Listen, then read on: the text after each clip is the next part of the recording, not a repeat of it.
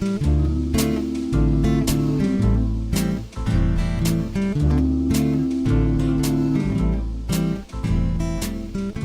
The Log.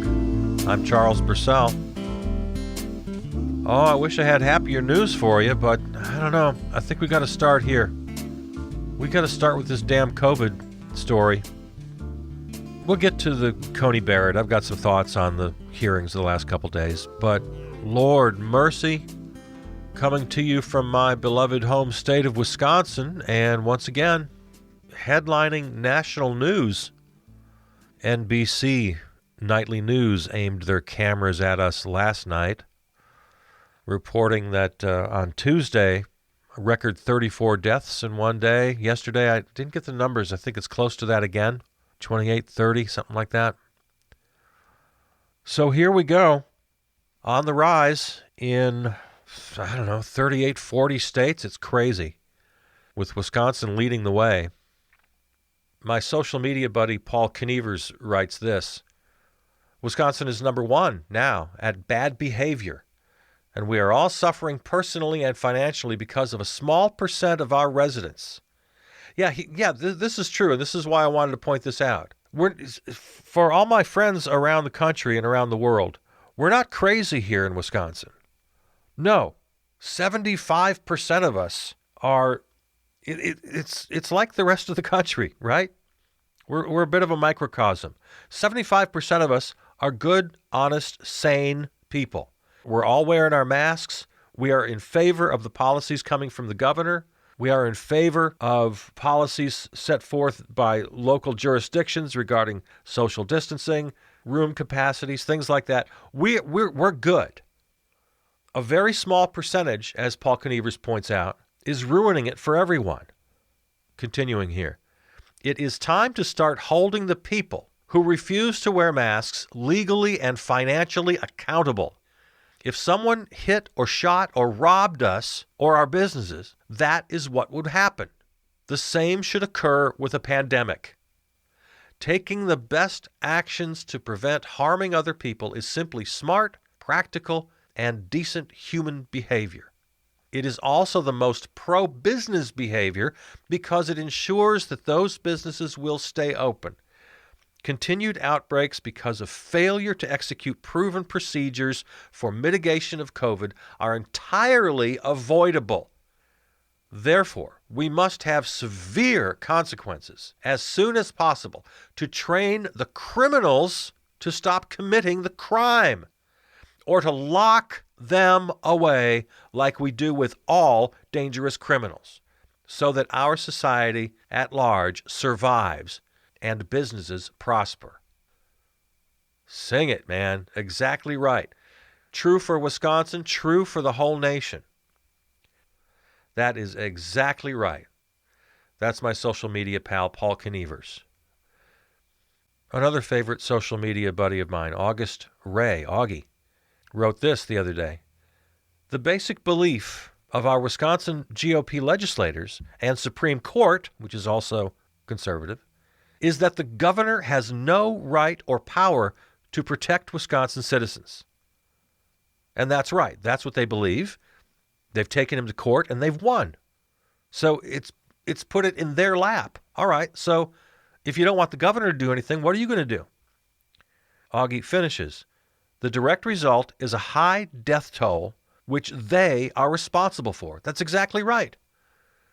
They took the governor to court, they took away his power, and then they literally don't meet for 6 months. They do nothing. All they do is try to negate any effort by state or local health officials by taking them to court. They don't solve problems. They just find ways to finagle the system in order to perpetuate their own profits and power.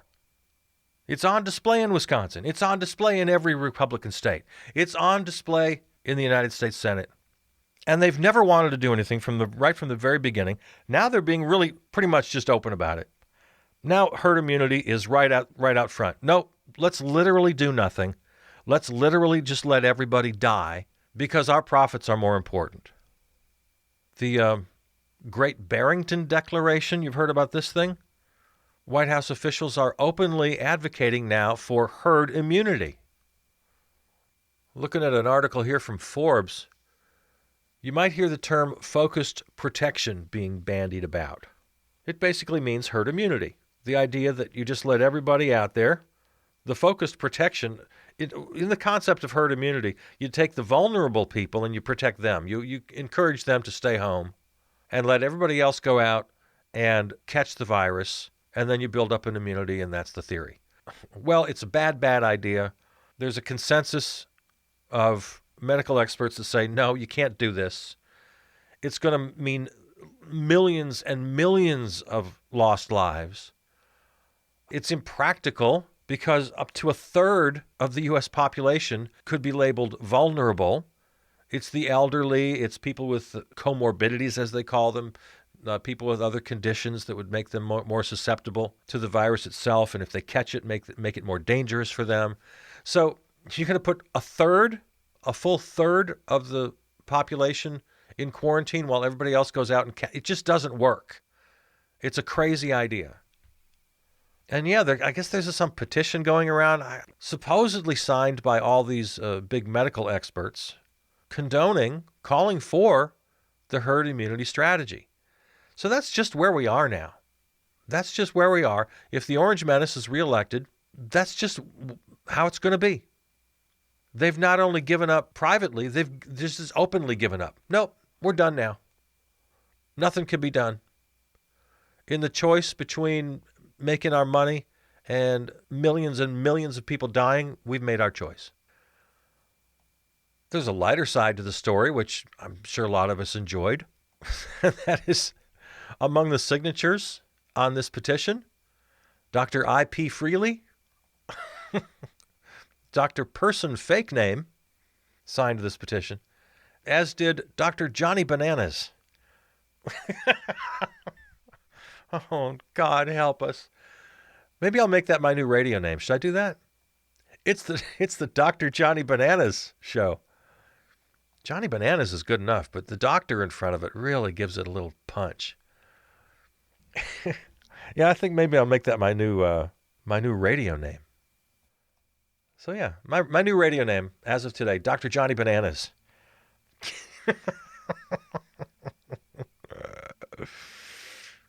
Oh, man. All right. Okay, what else? Okay, Dr. Johnny Bananas, what's next on the big program? Hey. Oh. Okay, we've got to give you my thoughts on the Coney Barrett hearing. Thoughts from Dr. Johnny Bananas on the hearing. In no particular order here, just some notes I took over the last couple days. First of all, she kept using the term arbitrary and capricious, which I was not familiar with as a legal term of art, which it apparently is. I only knew it from this. Well, I have to say, this seems capricious and arbitrary. Your fly's open. That, of course, is Kramer from the episode where he hires an intern, Darren the intern, to help him with Kramerica Industries. And he's at a meeting with someone from NYU, and they're denying this internship. Darren can no longer be your intern. Well, I have to say, this seems capricious and arbitrary. And I remember the first time I heard that line thinking, where does that come from? How did Larry David come up with that? I've always thought it was a funny and very odd line, and I really never heard the term outside of the Seinfeld reference. So when Coney Barrett kept repeating it, and she did several times, I thought, oh, okay, well, all right. I was today years old, as they say. I was today years old when I discovered where that comes from. It's a legal term of art. Capricious and arbitrary. Oh, let's see what else. Notes. Looking at my notes. The cameras are unforgiving. Ted Cruz needs some grooming. Lindsey Graham and Patrick Leahy, I noticed, really need a skincare regimen, I think. These people, what's the old saying that politicians, Washington is Hollywood with ugly people or something like that? I don't know. But yeah, Lindsey Graham, not looking good. In this case, I tease the Orange Menace all the time. But you know what? Lindsay, go ahead, put on a little makeup, like you do when you go out on your dates. You know, when you're Lady G, when you go out on your dates with escorts. Wear a little of your Lady G makeup for the hearings, because you look bad. Speaking of the gay community, you can really tell that Amy Coney Barrett has no gay friends. Her split ends are a telltale sign. Oh my gosh, the frizzy hair. Yeah, Amy Coney Barrett and Joni Ernst. If you had gay friends, you would know how to get rid of those split ends, both of you. They need a little queer eye for the straight guy action happening here. Oh, speaking of how the camera is treating people, Kamala Harris, very disappointing. Very disappointing. Of course, she's on the committee, on the Senate Judiciary, but she's doing it remotely. So they set up the Zoom call. The framing is terrible. There's way, way too much space above her head. So when they have the split screen between Kamala Harris on one side and Amy Coney Barrett on the other, Barrett sits much higher and Harris is low, like if you're sitting at the kids' table at Thanksgiving. It was a very bad look. Her background, they gave very little thought to that. They slapped a couple of flags behind her. But other than that, it just looks like she's in her mom's basement. The sound sounded bad. Get a decent microphone. Now, these sound like small things, but I tell you, they're not. These are big things. That's why campaigns have media consultants. You think the Orange Menace media people would have let that happen? Did you see the video they came out with in about 20 minutes after his helicopter landed at the White House, bringing him back triumphantly from Walter Reed? Did you see that propaganda video they put out in literally 20 minutes? It would make Goebbels stand up and applaud. Have some media savvy, you guys. Come on. Well, a common theme here of the hearings the last couple of days, they're trying to get her to answer a damn question. Everybody understands why a nominee can't answer a lot of questions. Everybody understands that. Everybody accepts that. Can't comment on things that may come in front of me in a case. And, of course. Every nominee says it. We play the same game every time. Except this time, she really did just shatter records. She is now the Guinness World Record holder on not answering questions. At one point, I think this was Kamala Harris.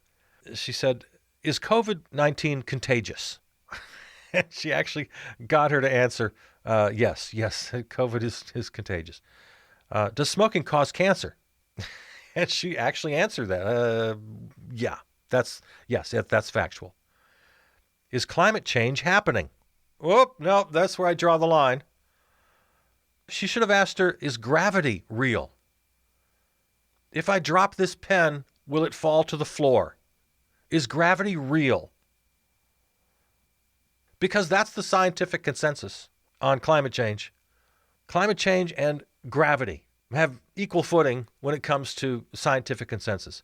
But she wasn't going to go there. She literally called it controversial. Is gravity controversial? See, there again, Kamala, you got this reputation for being so great at this. Is gravity controversial? Judge Barrett, is there a political debate, which is another phrase? There's a political debate around this issue, Barrett says. And she pulled out the classic of all classic lines. Well, I'm not a scientist, so I don't know anything about climate change. She actually used that line. I don't think is anybody still using that line? That is a classic, man. I'm not a scientist, so I can't really say. I don't think even James Inhofe is using that line anymore. Holy hell, I couldn't believe it. That was just jaw-dropping. Oh, what else is in my notes? Oh, I have a new, I'm a fanboy. I have somebody new in the news to just fawn over, and that is Professor Victoria Nurse from Georgetown who was a commentator the last few days on PBS NewsHour. And I just fell in love with this person because, well, first of all I want to do is hang out with the panel on Washington Week. I just want to be their friend. This is my greatest fantasy in the world, is just after a Washington Week to hang out with the panel, especially if Yamiche Alcindor is there. Oh, I'm in love with Yamiche Alcindor and her pal Lisa Desjardins at the PBS NewsHour and the rotating gang at Washington Week. This is my fantasy, to hang out with these people. So now I've got a new favorite, Victoria Nurse. She's just so good. She gives every indication of being brilliant. She has really good answers every time Judy Woodruff goes to her. She's clear speaking. I can understand. She doesn't get buried in legalese and jargon. She doesn't do that. She's really great. I just love her. She's a great commentator. And what really put it over the top for me, she's, of course, remote. She's working from home. She's in front of her books, which everybody does. But it's a lot of damn books. It's the whole huge shelf behind her. And here's what sets her apart. They're a mess. They're all askew. They're not all neat and orderly. And they're up there and it's very cluttered and messy. This bookshelf just jammed with books that looks like she actually read them. And every day she's pulling one out to refer to something and putting it back in. And they're just a shambles back there. This huge shelf of books behind her, and they're a mess. Instead of this very neat, with all the bookshelves we're seeing, okay, here's what I've never understood. Never understood this for a second. When you have some books standing up, right? And then you have other books that are laying flat, and you'll have one or two or three books stacked on each other laying flat. And then you'll have a little tchotchke or a little vase sitting on top of a book. You guys, that's wrong. You cannot do that. Books on a shelf are not decorations. They're not plant holders. You keep books on a shelf because you want to, like Victoria Nurse, my new best pal. Every once in a while, you're going to go to that shelf and you're going to retrieve one of those books and you're going to reread it, or you're going to look up a little reference. I do that all the time. Don't you do that with your books? I do. I do it on a daily basis.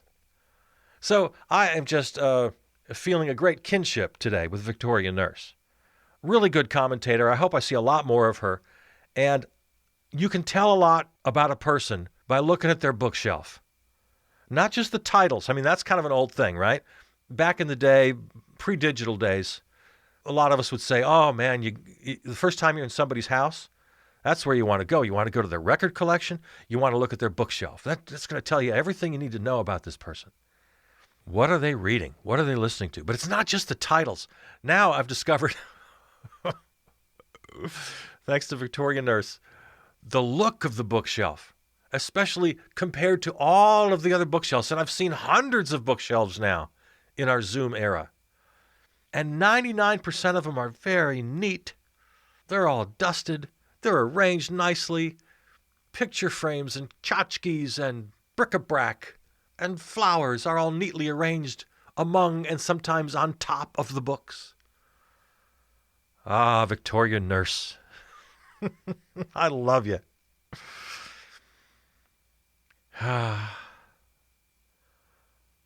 Cory Booker. Cory Booker had the highlight, I think, of the last few days. He really took her to school on the whole idea of systemic racism in this country, specifically when it comes to criminal justice and voting rights. It was pretty damn good. So that was his shining moment. He had another shining moment too. It directly preceded that lecture he gave her. He asked her regarding racial disparities and the whole, the summer we've just gone through. A lot of us have gone back. I know I myself, on my messy bookshelf, I've got some Ta-Nehisi Coates that I hadn't read. So I bought that recently and read that. And as Cory Booker points out, at the top of the New York Times bestseller list, all these books about race in America and racial disparities. And he asked her, what books or articles have you read? And here's that exchange.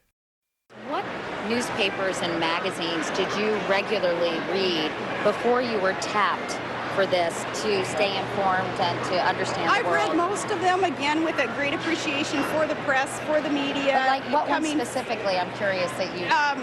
all of them, any of them that have been in front of me over all these years. I have a vast variety of sources where we get our news to. I'm sorry. Oh, I'm sorry. That's the wrong tape. That, of course, was Katie Couric and Sarah Palin. No, I'm sorry. Wrong tape. Here's the Booker Coney Barrett exchange. I was actually asking specifically any books you can name that you've read on this subject or law review articles, anything that you specifically read outside of the sentencing guidelines. Well, Senator Booker, I would say that what I have learned about it has mostly been in conversations with people and, at Notre Dame, as at many other universities, it's a topic of conversation in classrooms, but it's not something that I can say, yes, I've done research on this and read X, Y, and Z. I respect that. You've answered the question. So there you go. She couldn't name anything. She couldn't name a book. She couldn't name an article. She couldn't name a documentary. Now, I find this, well, how do I find this? I guess it's not surprising. She gives every indication of someone who hasn't read a book in years. Yes, she does her job. I'm sure she reads her briefs. She reads what she's supposed to read. So she does what she needs to do for her job. But now watching her for a couple of days, I see no sign at all, none, of any intellectual curiosity, of any willingness at all to explore anything. I mean, doesn't a normal person pick up a book once in a while? Aren't you at least aware of what's going on in the news? I'm always promoting PBS Frontline documentaries.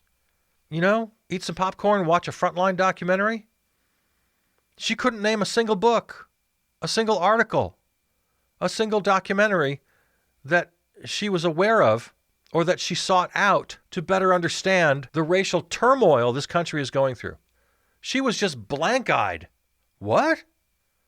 And then he took her to school. And for me anyway, it was the most riveting several minutes of the hearing. She was locked into him because it looked to me like she was hearing these things for the very first time. It was amazing. It looked like she was really hearing him. She was focused while he was speaking. The rest of the room dropped silent. I mean, it's not like they're all chatting away anyway. I mean, it's always quiet. But you can tell there's a vibe. Like whenever Ted Cruz is speaking, you can tell everybody's just rolling their eyes thinking, when is this guy going to finish? You can just feel it. That nobody cares. Everybody's just annoyed.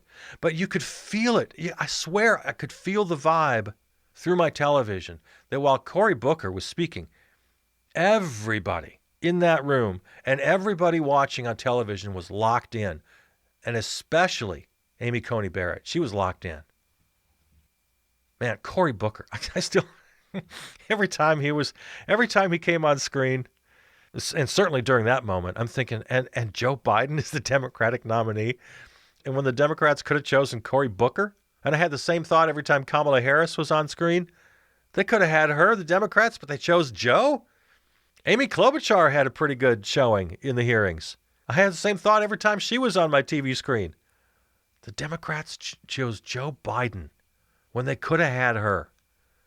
Now, I don't have to tell you that Amy Klobuchar and I are pretty far apart when it comes to policy, but man, she is a smart, competent person. Oh, Joe. Well, let's not get into that. Oh, I'm sure you've heard this. Let's play the tape on this one, too. Ben Sasse. Oh, what an annoying guy this is. Just asked her right out. He's a Republican. This is not a gotcha question. He's trying to toss her a softball. Asked her what the First Amendment protections are. List them, please. And here's what happened. The third agency of government, yeah. I would do away with the education, the commerce, and let's see. I can't. The third one I can't. Sorry. Oops. I'm sorry. I got the wrong tape again. No, that's the wrong tape. That's Rick Perry. That's Rick Perry at the 2016 primary debates. Yeah, no, sorry. No, wrong tape. Play the right tape here. Okay, Ben Sasse asks Coney Barrett to name the protections in the First Amendment. What are the 5 freedoms of the First Amendment? Speech, religion, press, assembly. Speech, press, religion, assembly. I don't know. What am I missing? Redress or protest. Okay. She can't do it. She can't do it. How crazy is that? I am not the smartest guy in the world. I am not the most educated guy in the world. But I could answer that question. I didn't have to think of. And she not only does she stumble at the end, she had to think about the first 4. She's like trying to. Let's see what. Yeah, man. Before she came in, before these hearings, I was pretty much just taking people at their word. Oh, she's brilliant. She's a brilliant scholar. I said, okay, she probably is. Antonin Scalia was. I fully admitted that. You know my feelings about him. I thought he was smart as a whip and completely unqualified to be on the Supreme Court because he was such an unapologetic, hyper partisan. Robert Bork, also absolutely brilliant. I have no fight about that at all. So when everybody was saying that Amy Coney Barrett was this brilliant jurist, I didn't fight anybody about that. I just assumed, okay, yeah, she probably is. You can be brilliant and arch-conservative. You can be both. We see it all the time. We did a whole show yesterday about how very smart people can believe ridiculous things. So I just assumed that was her deal. But I come to find out she ain't even smart. Nope, she's not even smart. The Republicans would give her softball questions. I remember, I think it was the first day, Ted Cruz gave her a whole line of softball questions. Why is the First Amendment important? Why is the Second Amendment important? It gave her a chance to extemporaneously speak on these very grand issues, and she just boofed it. I mean, just total fail. Didn't have anything insightful to say, anything remotely profound, just middle school textbook pap. Didn't even take advantage of it. A sentence and a half and kicked it back to the questioner. Yeah. So in addition to all the other criticisms I didn't get into today because you've heard them all from everywhere. But on top of all that, she ain't even smart. And I was conceding that. I conceded that going in. Yeah, I'm sure she's very, very smart. Nah, she's not even smart. I'm going to give the last word to writer, author Allison Floyd, who tweeted this. Women who carry water for the patriarchy just so they can have a slightly longer leash and stand a few rungs up in oppression from other women, particularly marginalized women, make me a special kind of angry. Being master's favorite dog is still having a master and being a dog. That's Allison Floyd and her thoughts about Amy Coney Barrett. And yeah, that deserves the last word right there. Can't say it better than that. All right, there it is. That's the log for today. I'm Charles Purcell. Talk to you tomorrow.